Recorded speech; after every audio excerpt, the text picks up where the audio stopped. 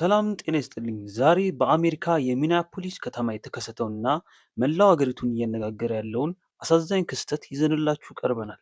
የቀድሞ ወታደርና የጽኑ ህሙማን ክፍል አይሲዩ ነርስ የሆነው አሌክስ ፕሬዲ በፌዴራል ወኪሎች ተኩስ መገደሉን ተከትሎ ከፍተኛ ተቃውሞዎችን እየተቀሰቀሱ ይገኛሉ። አሌክስ ፕሬዲ በቨርጂኒያ ሆስፒታል ለቀድሞ ወታደሮች አገልግሎት የሚሰጥ ታማኝ ነርስ ነበር። ነገር ግን ባለፈው ቅዳሜ በፌዴራል ወኪሎች በተወሰደ እርምጃ ህይወቱ አልፏል። በቪዲዮ የተደገፉ መረጃዎች እንደሚያሳዩት የድንበር ጥበቃ ወኪሉ ከአሌክስ ወገብ ላይ መሳሪያውን ካስወገደ በኋላ ደጋግሞ ተኩሶበታል። ይህ ድርጊት ግለሰቡ መሳሪያው ተወግዶበት ባለበት ሁኔታ መተኮሱ ከፍተኛ ጥያቄዎችን አስነስቷል። በሌላ በኩል የትራምፕ አስተዳደር እና የፌዴራል ባለስልጣናት ለክስተቱ አሌክስን ተጠያቂ ያደርጋሉ። ባለስልጣናቱ እንደሚሉት እንደ ግለሰብ ህግ በሚያስከብሩ ወኪሎች ስራ ውስጥ ጣልቃ ለመግባት፣ ለማደናቀፍ ወይም ጥቃት ለመሰንዘር ከመረጠ እና ለዚህም መሳሪያ ይዞ ከመጣ ያ ግለሰብ ራሱ የወሰነው ምርጫ ነው ሲሉ ይከራከራሉ። በሌላ በኩል የትራምፕ አስተዳደር እና የፌዴራል ባለስልጣናት ለክስተቱ አሌክስን ተጠያቂ ያደርጋሉ።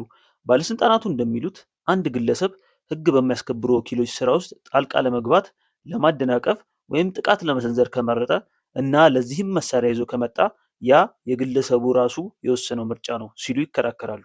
አሌክስ በወቅቱ በነበረው የፌዴራል ወኪሎች እንቅስቃሴ ውስጥ ጣልቃ በመግባት ስጋት ፈጥሯል የሚል አቋም አላቸው። የፕሬዝዳንት ትራምፕ አስተዳደር ኦፕሬሽን ሜትሮ ሰርጅ የተባለውን ጥብቅ የስደተኞች ቁጥጥር ዘመቻ እያከናወነ ይገኛል። ትራምፕ በዚህ ዘመቻ ላይ ጣልቃ የሚገቡ ሰዎችን እንደ ስጋት በመመልከት የፌዴራል ኃይሎች ጠንካራ እርምጃ እንዲወስዱ ድጋፍ ይሰጣሉ። በሚኒሶታ ያሉ አመራሮች እንደሚሉት ይህ ድርጊት ትራምፕ ሚኒሶታን ለሌሎች እንደ ምሳሌ ወይም ማስፈራሪያ ለመጠቀም ያደረጉት ሙከራ ይመስላል። ሚኒሶታ ገዢ ቲም ዋልዝ እና የአቃቢ ሕጉ ኪዝ ኤልሰን የፌዴራል ወኪሎችን ግዛቱን ለቀው እንዲወጡ ጠይቀዋል።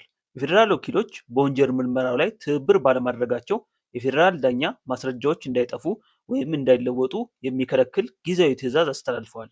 አቃቢ ሕግ ኤሊሰን በነፍስ ግድያ ምርመራ ላይ ማስረጃን ለመጠበቅ የዳኛ ትዕዛዝ ማስፈለጉ እጅግ እንደሚያስደነግጥ ተናግረዋል። ይህ ክስተት በአሜሪካ የፌዴራል መንግስትና በግዛት አስተዳደሮች መካከል ያለውን ከፍተኛ ውጥረት አመላካች ሆኗል።